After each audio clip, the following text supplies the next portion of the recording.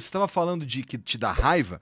Acho que a coisa para mim mais chata desse escândalo inteiro é esse silêncio específico, tá?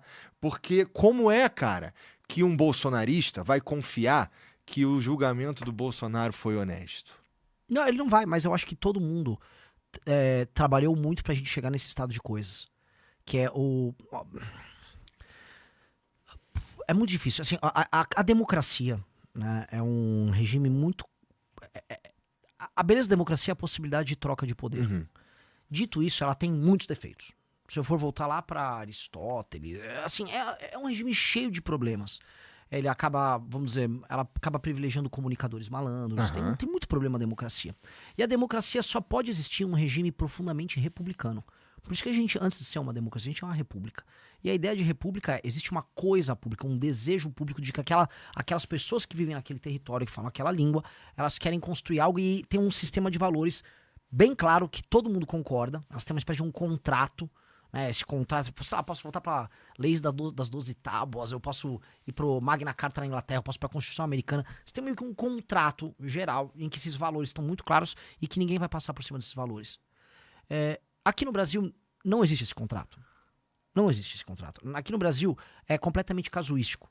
E as pessoas nem fingem mais ter um contrato. Então virou tudo jogo de poder. Porque quando você não tem uma regra una e diz, isto aqui é do interesse público, por exemplo, é do interesse público que um político corrupto seja preso. Uhum. Quando não existe mais este interesse público, a função de um juiz num país desse passa a ser, é do meu interesse ajudar esse cara porque ele é meu amigo. E é do meu interesse ferrar aquele cara porque ele é meu inimigo.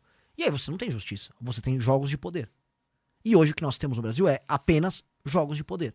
Então, se você entra nesse cinismo, o correto é você chegar ao poder e fazer jogos de poder e destruir a facção adversária.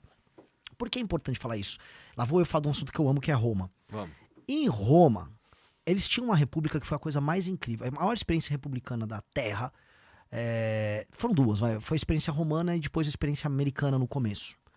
A experiência romana, eles começaram com uma monarquia. A monarquia, ela teve alguns problemas, especialmente o último dos monarcas romanos, pelo menos é o que a lenda nos diz, e ela vira uma república.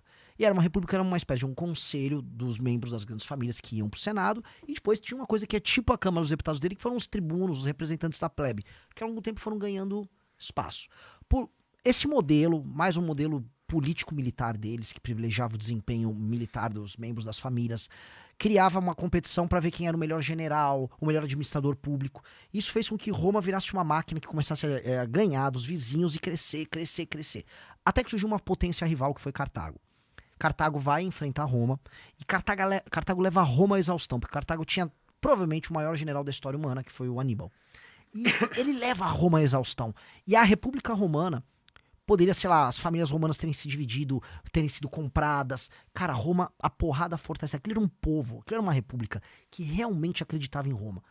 Eles foram o ápice de uma civilização. Foram tão tenazes que aí eles foram trazendo generais cada vez mais novos. O rapaz que derrotou o Aníbal, que foi o Cipião africano, era um garoto. Quando ele venceu o Aníbal já tinha mais de 30 anos, mas ele começou como um garoto e não é ele. E ele derrotou o Aníbal. E Roma venceu Cartago. Ali foi o ápice deles como povo. E depois, o que acontece? Por várias razões. Eles viram um império, vêm escravos, eles destroem os romanos proprietários de terras rurais, as pessoas migram pra Roma, Roma incha de gente, aí você tem uma briga por terra, aí você tem os irmãos Tibério e Caio Graco, você começa a ter uma revoltas em Roma, e aquele povo que era um só, ele se divide em duas facções, que era a facção dos populares e a facção da elite, vamos botar aí. E aí você começa a ter guerras entre as facções, e é quando o Roma entra nas famosas guerras civis, Mário e Sula, até chegar às guerras que a gente conhece, famosas, que tem o Júlio César contra o Pompeu, né, aquela história toda que envolvia a Cleópatra. Como isso se resolveu? O Júlio César ganhou a guerra faccional. Ele venceu a guerra, e ele fala assim, a gente precisa restituir a ideia de uma Roma una. E ele não poderia, nessa lógica, e essa é a ideia por trás disso, ficar permanentemente se vingando. Então, não foi o eu estou esquecendo agora, um dos grandes romanos que se opunham ao César, ele tinha cartas e mais cartas, e quando ele foi capturado pelo César, ele se matou, acho que foi o Catão, o segundo Catão. E ele tinha as cartas, o César podia pegar todas aquelas correspondências que ele tinha com outros nobres e tornar público, e Não, o César não fez isso com ele. O César se tornou um líder único em Roma ali, e ele falou, vamos restituir Roma. O César morre, ele é morto no Senado, e aí assume o Augusto, Otávio Augusto, que se torna imperador, e aí a Roma entra num outro período de calmaria. O pior momento de Roma, se você olhar direitinho, foi esse momento pré-César, quando todo mundo só pensava, não havia mais uma regra una, era todo mundo contra todo mundo, legião romana atacando legião romana. Não é isso que a gente tá vivendo hoje no Brasil?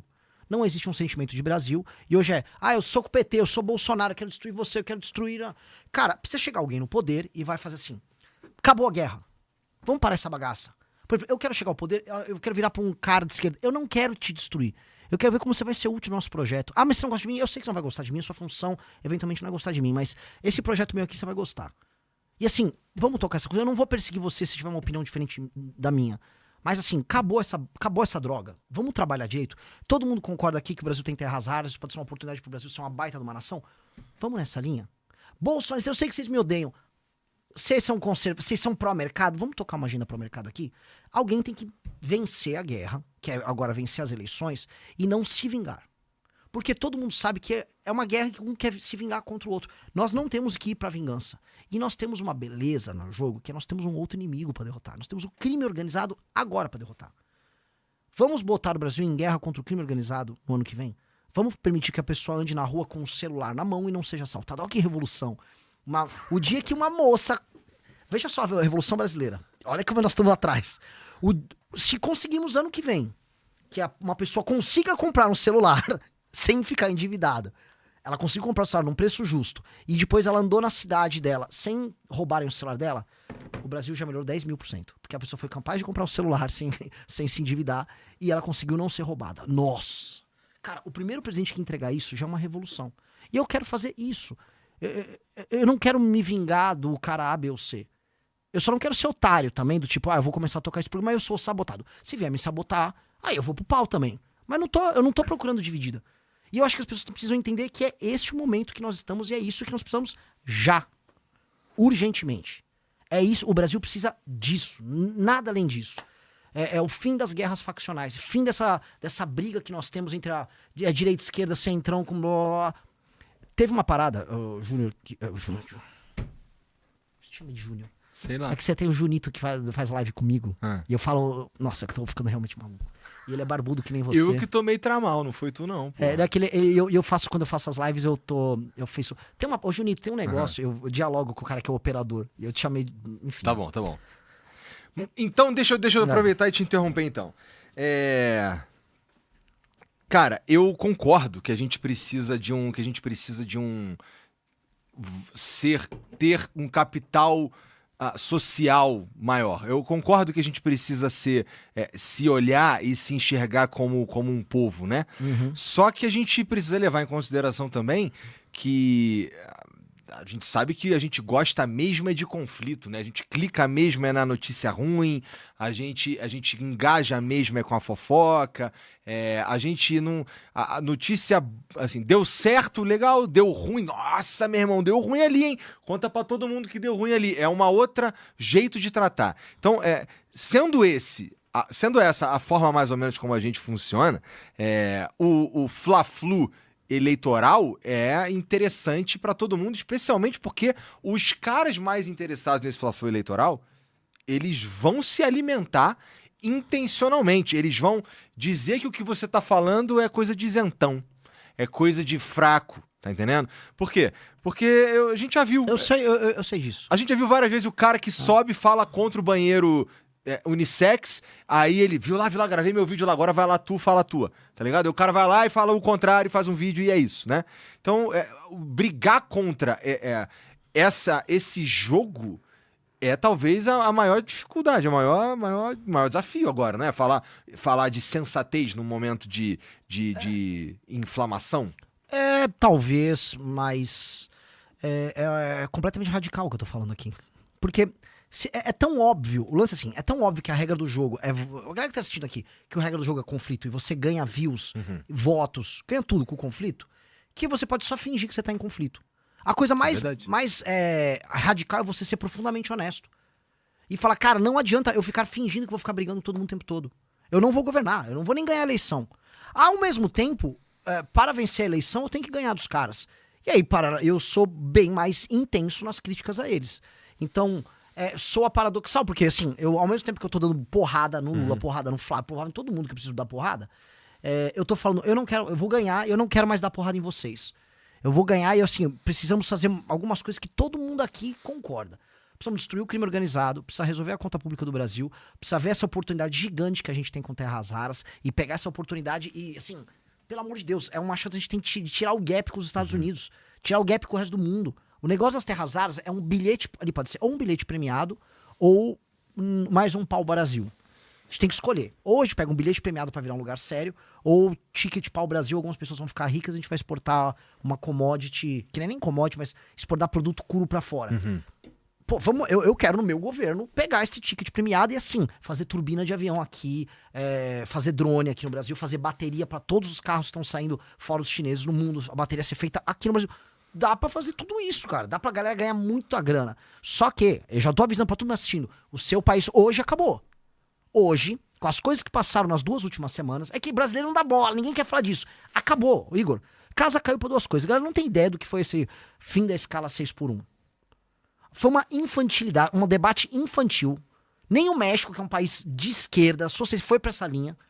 E vai ter consequências econômicas enormes. E pra gente conseguir fazer uma recuperação econômica, não vai rolar. Essa discussão já tá sendo em outros termos. As pessoas que sofrem com a escala 6x1 são pessoas que sofrem no fundo, por morar em grandes centros urbanos, que sofrem com problema de transporte. A maior parte dessas pessoas passam 2, 3, 4 horas indo e voltando pro trabalho. Essas pessoas precisam de infraestrutura de transporte ou emprego perto de casa, morar perto do trabalho. Esse é o que precisa. De resto, a gente é um país muito pobre. Essas pessoas vão ter que trabalhar mais para poder pagar as contas delas. Isso foi uma coisa que passou. E a galera não viu ainda pro caminho que a gente tá adotando, que é um caminho inimigo da produtividade. O outro lado, você tá falando do Banco Master. Se prepare pro eletrolão. É o novo escândalo centibilionário que tem tudo para ultrapassar o do Banco Master. E já tá rolando, passou semana passada.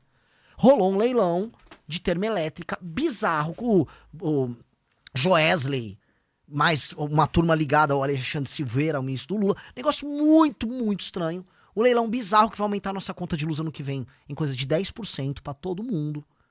Com termoelétricas operando sem precisar. A gente poderia ter usado esse leilão para investir em bateria, para energia renovável. O Brasil está produzindo muita energia eólica, muita energia solar, só que a gente não tem bateria para acumular isso. Porque tem vou tentar explicar aqui, mas tem picos, né? Se você tem energia solar, meio-dia você tá, né, no pico, tem sol pra caramba. À noite você não pega energia solar.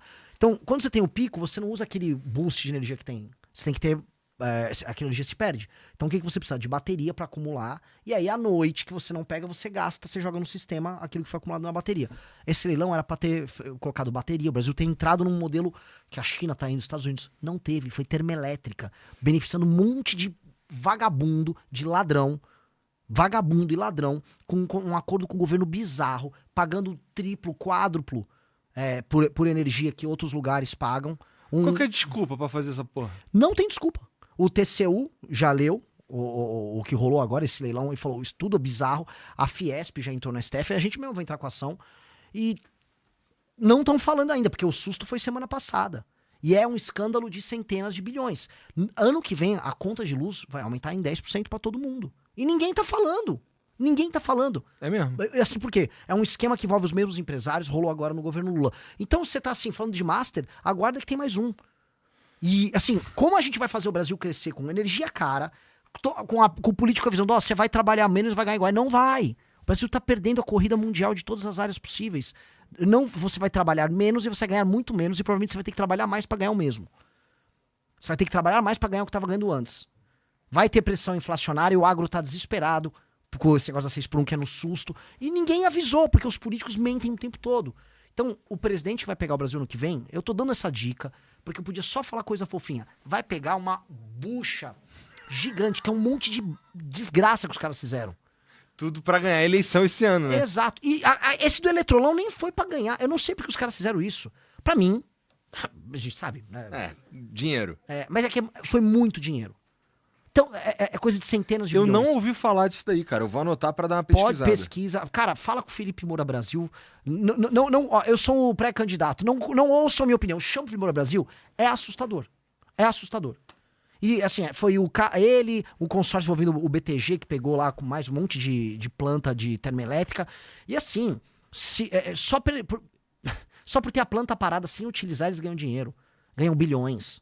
É um negócio assim, é um negócio de bilhões com risco nenhum. Bizarro. A história é bizarra. E eu tô me informando, hoje eu peguei pra ler tudo. Puta saco.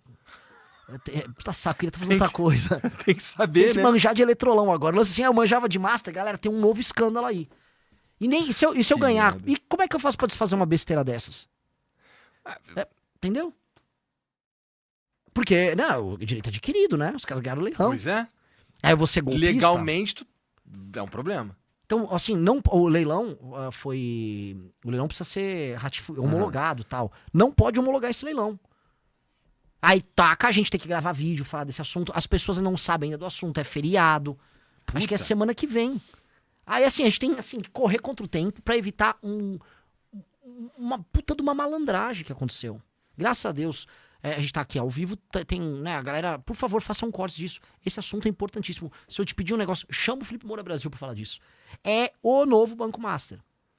E aconteceu agora, sim, na surdina. Cara, não, tá anotado aqui. Eu vou estudar esse assunto aí. Se você gostou do vídeo, deixe o like e se inscreva no canal. E não se esqueça, a onça é inevitável.